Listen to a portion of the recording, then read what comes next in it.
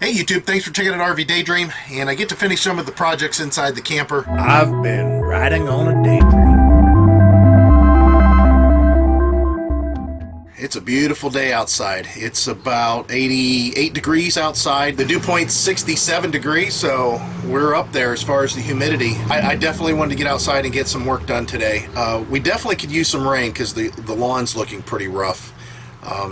And well, I haven't seen it this way in quite some time. As far as grass in Ohio versus grass in Florida, the stuff that I'm walking through right now, and a lot of places, like this is so soft. This is just real soft and pliable, and it's nice. The problem is it can't handle sun. It can't handle it at all, and it needs water to stay that way. You can see up there how brown it's gotten. It's just destroyed it because it can't handle it. The other thing you can't do on grass like this, at least in Ohio, you can't drive over it very often. You can only drive over it a little bit or it kills the grass. It just can't handle it.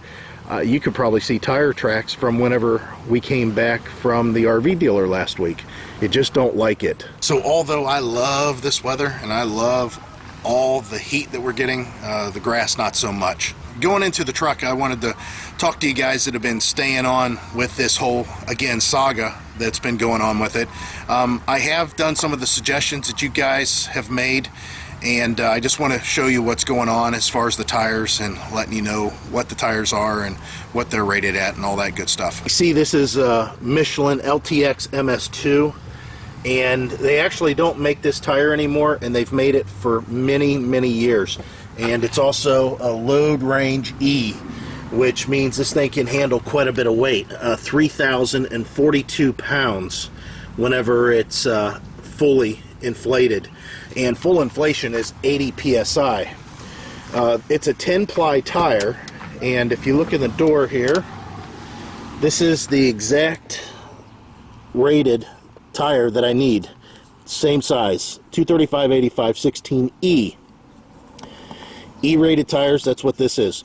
The front's 50, the rear 80, and that's what I had it at initially. Now the front's still 50, but the back I've dropped down to 65 for the time being, and it's definitely better. Now I can get away with running them even lower, closer to 50, which I might do, but right now I want to test this out.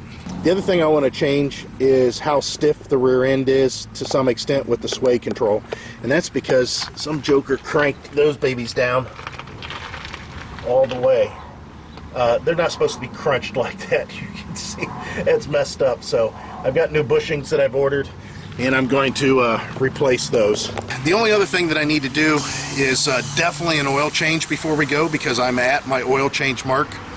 I'm also going to bring a couple extra quarts of oil just in case this thing decides to use some oil during the trip. I want to make sure what I'm putting in there is going to be the same thing as what's in there already. The other thing is needing shocks, or wanting to put shocks on here just because they're rusty. I had the guys at the shop check it out, and both shops said that even though they're rusty on the outside, that they seem to be doing well as far as rebound. They, basically tried to bounce the truck, which is almost impossible with this thing. But they said that the shocks look pretty good as far as their rebound qualities. I don't know if I trust that 100%, and I would like to replace the shocks, especially whenever we're going to be towing the trailer. Who knows what kind of dips you may go over, and that's whenever the shocks really come into play, whenever there's weight on the truck and you go over something. So we'll have to see if that's in the cards. But definitely I have to do the ball joints, which I mentioned in the last video. I ordered 4 new ball joints. They're going to be coming in on Wednesday, and we're supposed to leave possibly on the weekend. Our kids, of course, are going to be here every day hanging out. Hopefully they're not going to be throwing parties or anything. It's going to be interesting to see what may happen when they're on their own. I hope that they take care of the place and they don't, like I said, have a party or something like that. But my son's still out in California. He's having a good time out there. He'll be back shortly, and of course he'll be back to work at that point. And between the two of them, she works one shift, he works another shift. Heidi's parents will always be stopping by. Plus we've got some friends that are close, so it's kind of nice that whenever we go out, the house is taken care of. So there's a plus to having your kids living at home, because quite frankly, like I had mentioned, our basement, we have a sump pump that's down there, and if electricity goes out during a storm and we've got water coming in, that sump pump needs to operate.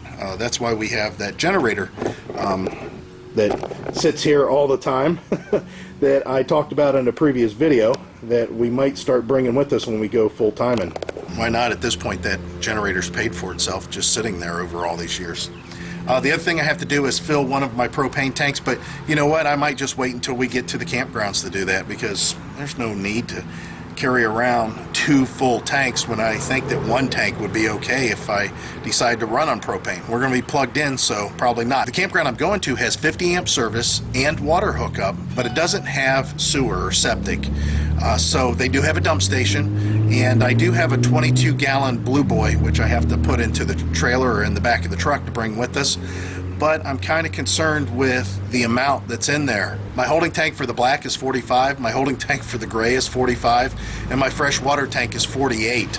So if I fill my gray, I've got to empty it and keep an eye out on the blue tank, and when the blue tank gets full, shut off the gray, go dump the blue, bring it back, and then empty the rest out. And even then, I got to keep an eye on it just in case, because again, it's only 22 gallons. We're thinking about getting a bigger blue tank, one that has 4 wheels on it, and it empties from the bottom so you don't have to lift it.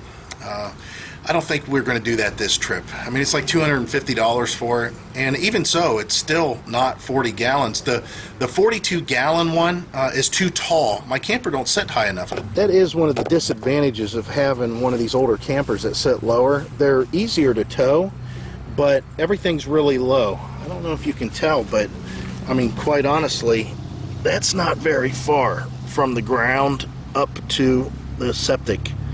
I would think that it's probably 10 inches, maybe 11. So whatever tank that I get, it's, you know, going to sit relatively close. A lot of people putting them underneath has to be lower than that.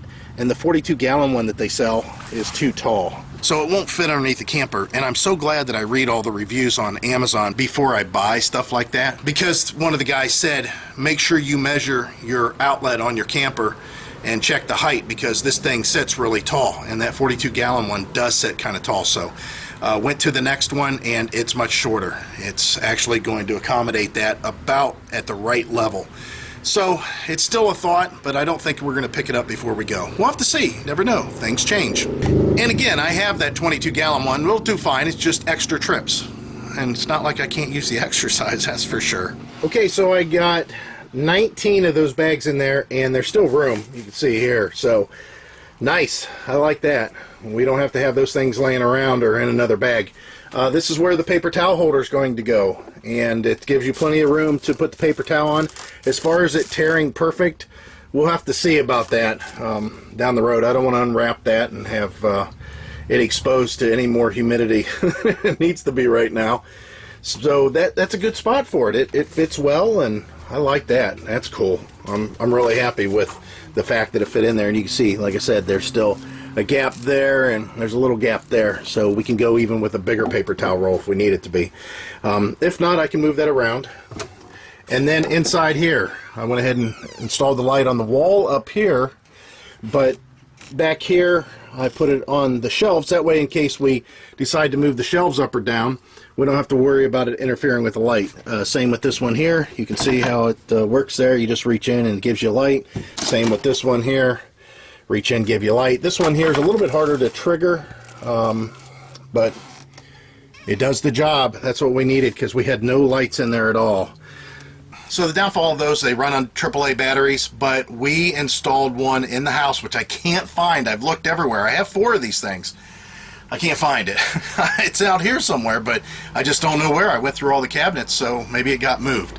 But going back to what I was saying, I installed one in the house. We put it in a cabinet that was dark, that we use all the time for snacks and cereal and sugar and spaghetti and stuff like that. 1 year strong, just one set of batteries. The only time it was weird was the cabinet is louvered, and every once in a while at night, if you walked past it, you would trigger it just in a weird way, and it would scare you because you didn't open the cabinet. But other than that, once you opened it and the light came on, it was nice and it worked. So that's why I went ahead and bought 3 more with the intention of moving them all out here. Well, I can only find the 3, so who knows. So that's it. The projects are done, and again, it's a beautiful day. I've got a good flow going here as far as my natural cooling system, and I just love these days. I don't know what the humidity is in here. Well, it's not bad in here. It's only 55% humidity in here, so that's not too bad. I can't wait to put the air conditioner to the test. I have to get filters for the air conditioner though. That's one thing, we've never had filters for this. I'm just going to cut some air filtration membrane off of one of our air conditioner filters that we have in the house and place it up in there and try to do some pipe cleaner stuff. I just don't know yet, but I'm sure I'll figure out something. So that does it for the projects out here and finishing them up. Again, the links will be down below for the paper towel holder, the Papa bag holder, this basket, and those lights. I did them all in a previous video. I'll go ahead and put it down below in the description so you can click the links and it'll take you right to this stuff. And if you like it, you can install it in yours. We'll see you down the road here.